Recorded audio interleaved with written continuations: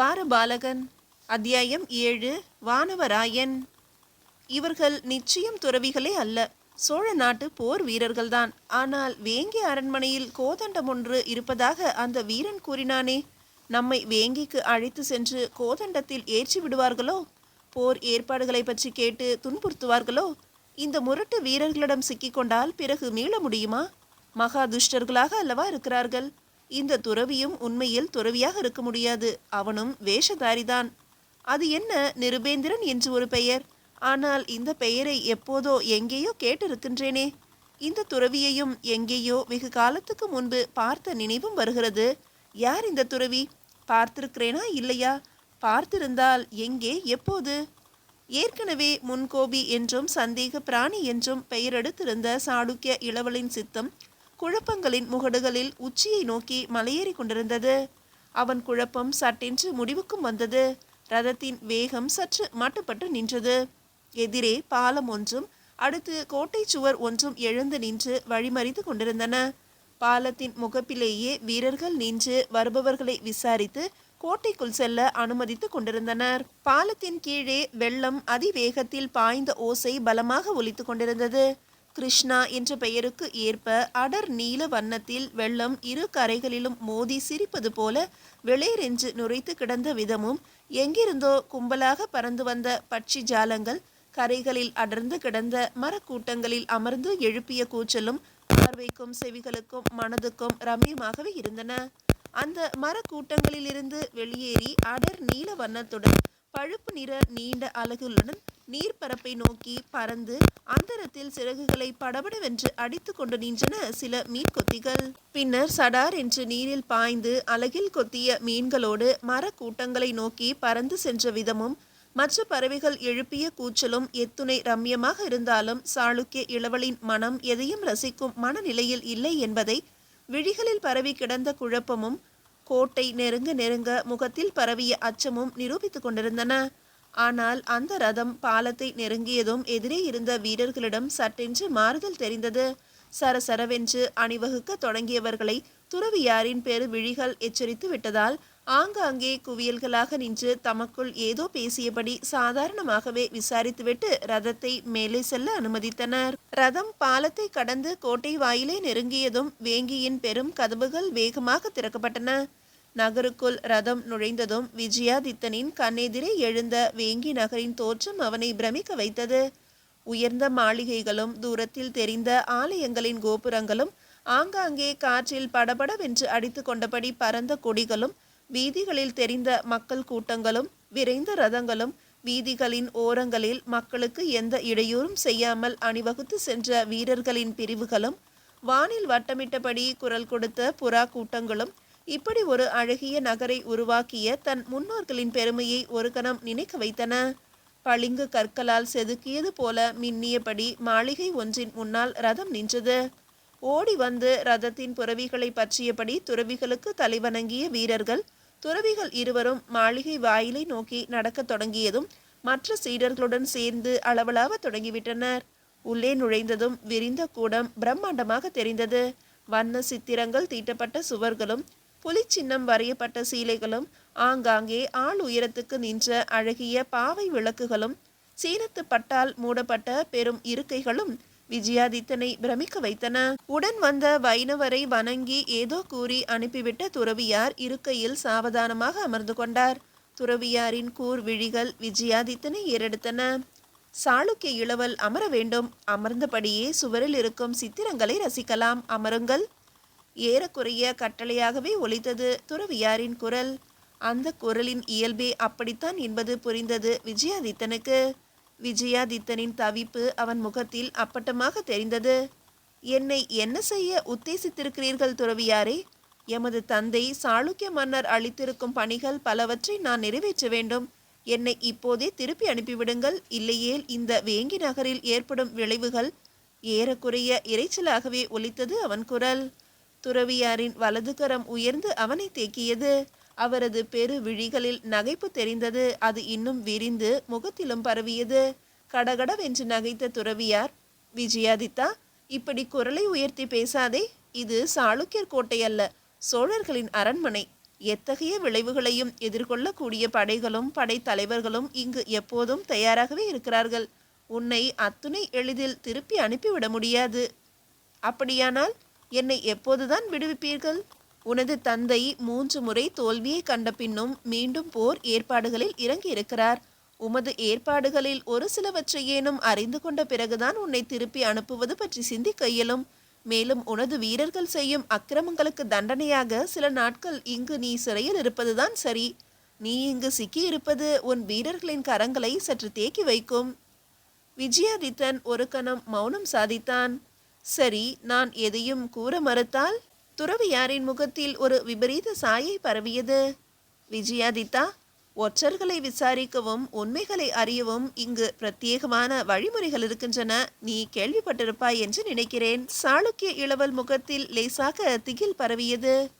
இங்கிருக்கும் வேங்கி நாட்டு கோதண்டத்துக்கு பிரசித்தி அதிகம் என்று கேள்விப்பட்டிருக்கிறேன். என்னையும் அதில் ஏற்றி விடுவீர்களா? அது நியாயமில்லை விஜயாதித்தா. நீ ஒற்றனாக இங்கு வரவில்லை. நானேதானே உன்னை அழைத்து வந்தேன். ஆனால் என்ன துறவியாரே? ஒருவேளை நீ இங்கிருந்து தப்பிக்க நினைத்தால், எமது வீரர்களை தாக்க முயன்றால், எனது கேள்விகளுக்கு விடையளிக்க மறுத்தால் அது சாத்தியமாகலாம் என்ற துறவியாரின் முறுவல் இன்னும் விரிந்தது. அவரது கரம் வாயிலில் இருந்த வீரனை நோக்கி சமிக்கை செய்தது. ஓடி வந்து வணங்கிய வீரனை நோக்கியவர், வீரனே, உடனே சென்று நம் கோட்டை தலைவரை நான் அழைத்ததாக கூறி அழைத்து வா என்றார். துறவியாரின் குரல் சாவதானமாகவே ஒலித்தது. அந்த வீரனின் முகத்தில் உற்சாகம் சரசரவென்று பரவியது. அரை ஓட்டமாக வெளியேறினான் அந்த வீரன். அடுத்த ஒரு நாழிகையில் கூடத்தில் நுழைந்து துறவியாரை வணங்கியவன் 6.5 அடிக்கு மேல் 3 அடி அகலத்தில் தலை நிமிர்ந்த போது கூரையை தொட்டு விடுவது போல நின்றான். விஜயாதித்தனை கண்டதும் அவன் முகத்தில் ஒரு கணம் வியப்பும் தொடர்ந்து விஷமமும் பரவியது. துறவியார் கோட்டை தலைவனை ஏறெடுத்தார். வானவராயா, சாளுக்கிய இளவலை நம் விருந்தினராக அழைத்து வந்தேன். அவருக்கு உன் உதவி தேவைப்படுகிறது. தாங்கள் அவரை அழைத்து வந்த விதத்தை பற்றி நம் வீரர்கள் தெரிவித்தார்கள் பிரபு. நான் எந்த விதத்தில் அவருக்கு உதவ வேண்டும் என்பதையும் கூறிவிடுங்கள். தாராளமாக உதவுகிறேன்.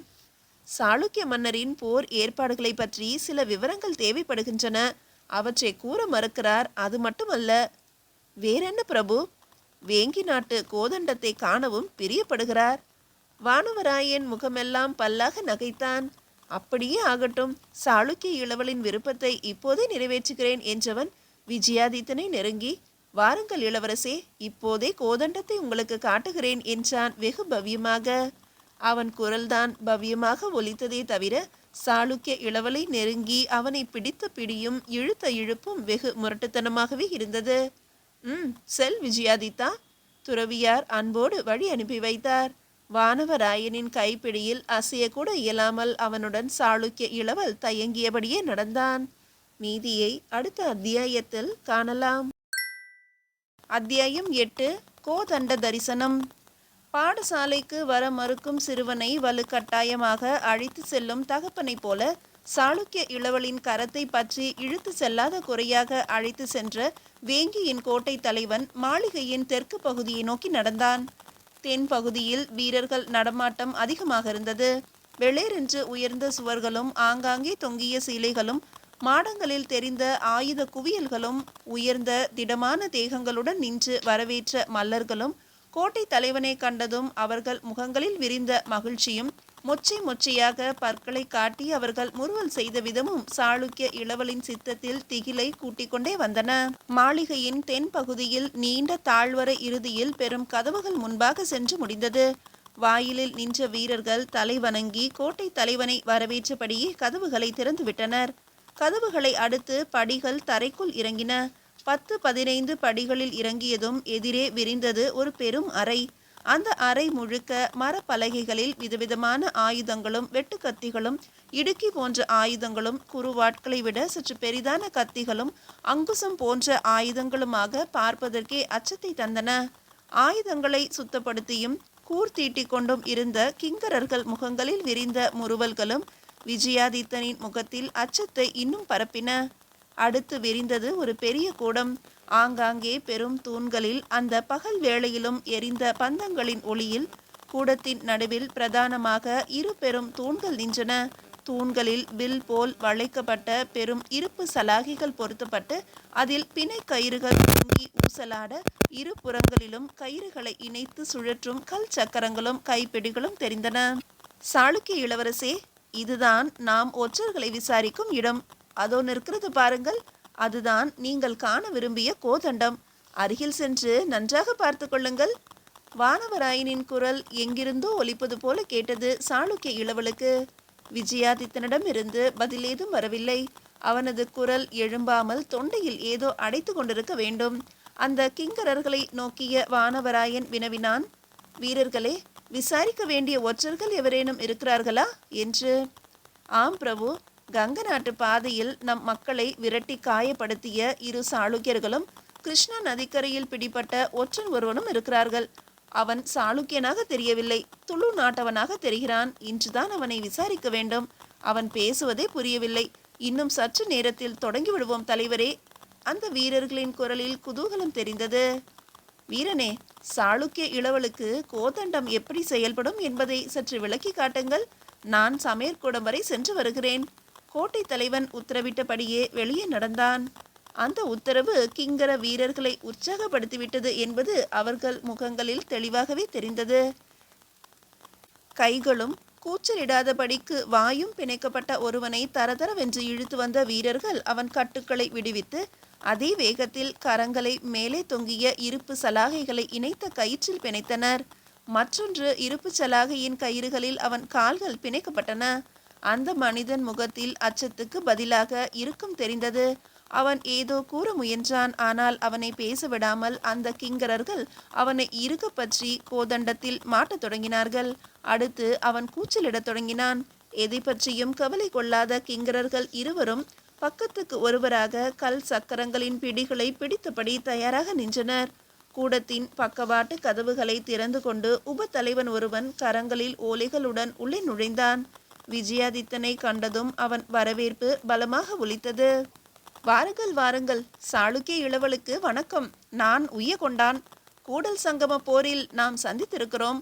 தற்போது வேங்கியின் விசாரணை அதிகாரி கோதண்டத்தில் விசாரிப்பது எவ்வாறு என்று அறிந்து கொள்ள விரும்பினீர்கள் என்றும் விளக்கிவிட்டு வருமாறும் கோட்டை தலைவர் உத்தரவிட்டார் என்றான் உற்சாகம் தெரித்த குரலில். உய்யகொண்டான் கோதண்டத்தில் மாட்டப்பட்டவனை நெருங்கினான். அடே, உண்மையை கூறிவிடு. இதுதான் உனக்கு இறுதி சந்தர்ப்பம். கோதண்டத்தில் ஏற்றிவிட்ட பிறகு இந்த கிங்கரர்களை தடுக்க என்னாலும் இயலாது. அந்த மனிதனிடமிருந்து வந்த பதில் அங்கிருந்த வீரர்கள் எவருக்கும் புரியவில்லை. ஐயா, நன்னு கூடச்சாரனல்லா, பிட்டுப்பிடி தயவிட்டு என்று அந்த ஒற்றனின் பதில் கூச்சலாக வந்தது. என்ன, இவன் பேசுவது ஒன்றுமே புரியவில்லையே. ஆனால் கோட்டை தலைவர் விசாரிக்க வேண்டும் என்று உத்தரவிட்டிருக்கிறாரே. உய்யகொண்டான் பக்கங்களில் நின்றவர்களை பார்த்து கையசைத்தான். அடுத்து அந்த ஒற்றனின் கரங்களிலும் கால்களிலும் கட்டப்பட்டிருந்த கயிறுகள் இறுகத் தொடங்கின. அவனை அப்படியே உயர்த்தி அந்தரத்தில் ஊசலாடவும் வைத்தன. பின் கொஞ்சம் கொஞ்சமாக கயிறுகள் இறுகி இரு புறங்களிலும் இழுக்கத் தொடங்கின. அந்த ஒற்றன் அலறத் தொடங்கினான். அவன் கூச்சலை பொருட்படுத்தாத கிங்கரர்கள் கல் சக்கரங்களை சுழற்றி சுழற்றி கயிறுகளை இன்னும் இறுக்கினார்கள். ஒற்றனின் ஆரலல் சட்டென்று நின்றது. தலை கவிழ்ந்து கிடக்க அவன் மூர்ச்சையாகிவிட்டான் என்பது புரிந்தது. அப்படியே அவனை நிறுத்தி ஊசலாட விட்ட உய்யகொண்டான் அருகில் இருந்த பாத்திரத்தில் நீரை எடுத்து அவன் முகத்தில் அடித்து மூர்ச்சை தெளிவித்தான். அவன் கண் விழித்ததும் மீண்டும் அந்த கிங்கரர்களுக்கு சமிக்கை செய்த உய்யகொண்டான், என்ன ஒற்றனே, இப்போதாவது உண்மையை கூறுகிறாயா என்றான் குரலில் கண்டிப்பு ஒலிக்க. இவை அத்தனையையும் பார்த்தபடி நின்ற சாளுக்கிய இளவலின் உடலும் முகமும் வியர்த்து வழிந்து கொண்டிருந்தது. இன்னும் 2 முறை சக்கரங்களை சுழற்றினால் போதும், அந்த ஒற்றனின் உடல் 2ஆக பிளக்க தொடங்கிவிடும் என்பதும் புரிந்தது சாளுக்கிய இளவலுக்கு. அதற்கு மேல் சாளுக்கிய இளவலால் தாங்க இயலவில்லை. விறுவிறுவென்று கூடத்திலிருந்து வெளியேறியவன் மாளிகையின் பெரும் கூடத்தை நோக்கி வேகத்துடன் நடந்தான். பின்னால் இருந்து அந்த ஒற்றனின் அலறல் பெரிதாக ஒலித்தது. ஒற்றனிடமிருந்து தீனமான குரலில் ஏதோ வார்த்தைகள் வந்தன. அவன் முகமும் அச்சத்தில் வெளிரி போயிருக்க அடுத்து நேரப்போவது என்ன என்பதை புரிந்து கொண்டிருக்க வேண்டும். அவன், நான் கூறிவிடுகிறேன், விட்டுவிடுங்கள், தயவு செய்து என்னை விட்டுவிடுங்கள். புரியாத மொழியில் அவன் கத்திய வார்த்தைகள் புரியவில்லை என்றாலும் அவன் விழிகளும் முகமும் கெஞ்சியது புரிந்தது உய்யகொண்டானுக்கு. உடனே உய்யகொண்டான் அவனை கீழே இறக்கிவிடும்படி சைகை செய்தான். அந்த கிங்கரர்கள் அவனை கீழே தள்ளிவிடாத குறையாக இறக்கி தரையில் உருட்டிவிட்டனர். கீழே கிடந்தவனை அணுகிய உய்யகொண்டான், சொல், மீண்டும் மீண்டும் கேள்வியை கேட்க வைத்து என் பொறுமையை சோதிக்காதே, பதில் கூறு என்றான் கடுமையான குரலில். அந்த ஒற்றனுக்கு தான் கூறுவது வீரர்களுக்கு புரியவில்லை என்பது புரிந்திருக்க வேண்டும். நன்னு ಕುಟ್ಟಾಚಾರನಲ್ಲ ಮಮ್ಮ ಒಟ್ಟುಕಾರ ನೀವೇ நன்னு கோரக்காகே சேரிதவனோ நிம்ம ராஜானே பேட்டியாகலோ என்றான் உரத்த குரலில். அந்த குரலில் ஆற்றாமையும் கதறலும் பலமாக ஒலித்தன. உய்யகொண்டான் சற்று நிதானித்தான். அந்த ஒற்றனையும் சுற்றி நின்ற வீரர்களையும் ஒருமுறை பார்த்தான். வீரர்களே, இவனை சிறை செய்வதற்கு முன்பு விசாரித்தீர்களா? இவன் பேசுவது எவருக்கேனும் புரிந்ததா? விசாரித்தோம் பிரபு. இவன் பேசுவதே புரியவில்லை. சைகையால் புரிய வைக்கவும் இயலவில்லை. நம் கோட்டைக்கு வெளியே கிருஷ்ணா நதிக்கரையில் இவனை கண்டுபிடித்தோம். இவன் விழித்த விதமும் நடவடிக்கையும் சந்தேகத்தை அளித்ததால் சிறை செய்து அழைத்து வந்தோம். எனக்கு என்னவோ இவன் பேசுவது ஆதி கன்னடம் போலத்தான் இருக்கிறது. அல்லது சிங்களமாக இருக்கலாம். துளுவோ ஆதி கன்னடமோ அறிந்தவர்கள் நம்மில் யாரேனும் இருக்கிறீர்களா? தேவையில்லை தலைவரே. நம் கோட்டை தலைவர் வானவராயருக்கு பல மொழிகள் தெரியும். மூசகமலை போருக்கு பின்னர் பல காலம் இந்த பகுதியிலே தான் அவர் இருந்தார். அவரிடம் தெரிவித்தாலே போதும் என்றான் வீரன் ஒருவன். சரி சரி, நீ உடனே சென்று கோட்டை தலைவரை அழைத்து வா. அவர் வந்தால்தான் இந்த குழப்பம் தெளிவாகும். அதுவரையில் இவனை அதிகம் துன்புறுத்தி விடாதீர்கள். அவனிடம் மன்னிப்பு கேளுங்கள். விபரம் அறியாமல் குற்றமற்ற ஒருவனை துன்புறுத்துவது தவறு. உய்யகொண்டானது குரலில் கண்டிப்பு ஒலித்தது. வீரர்கள் அவனை சற்று ஆசுவாசப்படுத்தி நீரருந்த வைத்தார்கள்.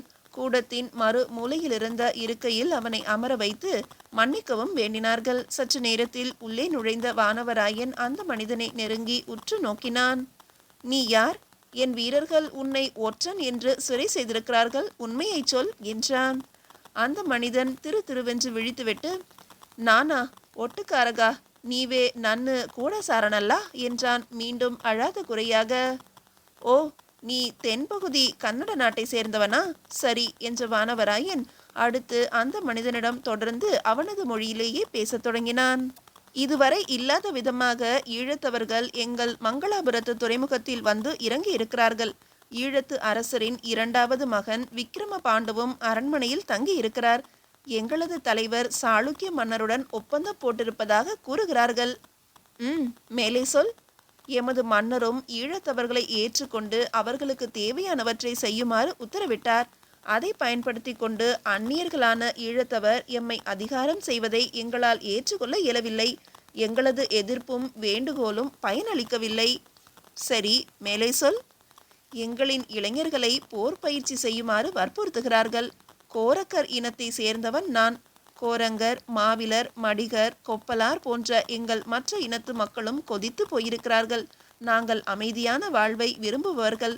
இருமுறை இந்த பகுதியில் நடந்த போர்களை கண்டிருக்கிறோம். போர் என்றாலே நாங்கள் மலை கானகங்களில் சென்று மறைந்து கொள்வோம். சரி, இதில் வேங்கியை தவிர வேறு எங்கு சோழர் படைகள் இருக்கின்றன என்பதை கண்டறிந்து வர என்னை ஒற்றனாக அனுப்பி வைத்தார்கள். நான் ஒற்றன் அல்ல. உண்மையில் நான் சோழ மன்னரை கண்டு எங்களுக்கு உதவ வேண்டும் என்று கேட்டுக்கொள்ளவே வந்தேன். அது மட்டுமல்ல. வேறென்ன? உங்களது வீரர்கள் கூறுவது உண்மைதான் பிரபு. கிருஷ்ணா நதிக்கரையில் சோழ வீரர்கள் என்னை பிடித்தபோது நான் அச்சத்திலும் குழப்பத்திலும் தான் இருந்தேன். சாளுக்கியர் என்னை அனுப்பிய காரணத்தை முதலில் கூறியதும் நான் ஒற்றன் என்று தீர்மானித்து விட்டார்கள். சரி, இனி அச்சப்பட வேண்டாம். நான் சோழ மன்னரிடம் தெரிவித்து உங்கள் விடுதலைக்கு ஏற்பாடு செய்கிறேன்.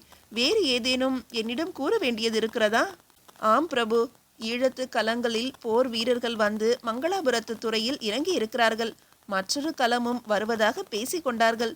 சோழர்களுடன் மீண்டும் போர் நடக்கப் போவதாகவும் அதில் ஈழத்து வீரர்கள் சாளுக்கியர்களுக்கு உதவப் போவதாகவும் சொன்னார்கள். வானவராயனின் விழிகள் விரிந்தன. அப்படியா? சரி, என்னுடன் வா.